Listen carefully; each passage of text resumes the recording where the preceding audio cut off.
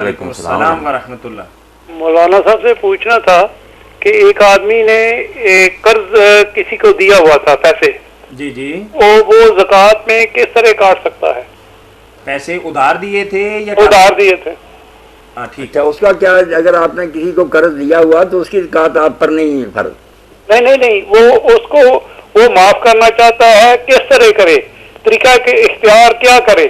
آپ یہ چاہتے ہیں کہ اس زکوٰۃ کے حساب میں سے اس کو معاف کر دیا جائے؟ ہاں جی جی، ہاں، یہ بھی ہو سکتا کہ آپ نے جو زکوٰۃ نکالی نا، حساب لگایا، ہاں جی ہاں، وہی سمجھیں کہ اتنی زکوٰۃ جو ہے نا میں نے اس شخص کو دے دی تو اس کی طرف سے مجھے وہ قرض وصول ہو گیا، ہاں جی، اس طرح کاٹتے جائیں آپ۔ اگر یہ ہو سکتا ہے، بالکل ہو سکتا، اس کو معاف ہو سکتا ہے اس طرح؟ ہاں، اس طرح ہو سکتا۔ اس کو آپ کہہ دیں کہ آپ کی طرف سے مجھے مل گئے اور اپنے حساب میں لکھ لیں کہ زکوٰۃ بھائی لائن پہ رہیے گا۔ آپ کا نام کیا ہے؟ اچھا ہلو جی جی، دوسرا سوال یہ تھا کہ مسجد میں لوگ اچھے بھلے مانگتے ہیں، جی جی، مسجد میں تو اللہ سے مانگنا چاہیے، تو آدمیوں سے کیوں مانگتے ہیں؟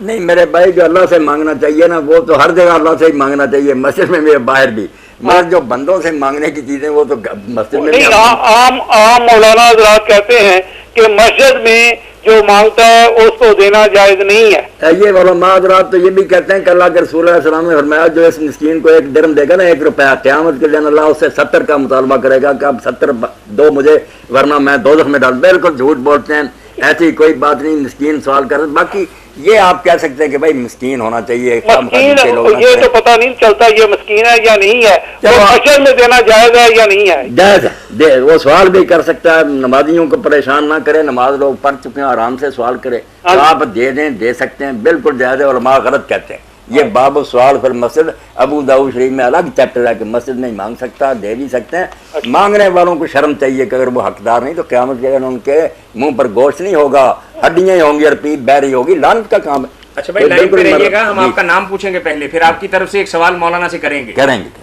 اچھا جی، کیا نام ہے آپ کا؟ بہت مہربانی جی۔ آپ کا نام کیا ہے؟ نسیم۔ نسیم، لائن پہ رہیے گا ذرا۔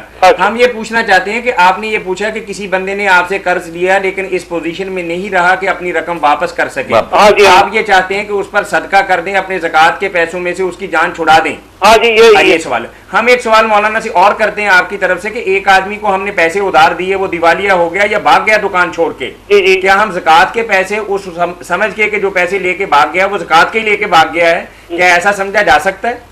اگر تو آپ میاں طاہر صاحب یہ سمجھتے ہیں کہ وہ پیسے تو ملنے نہیں، پھر زکوٰۃ میں سمجھتے ہیں تو یہ تو نیتی خرابی ہے نا۔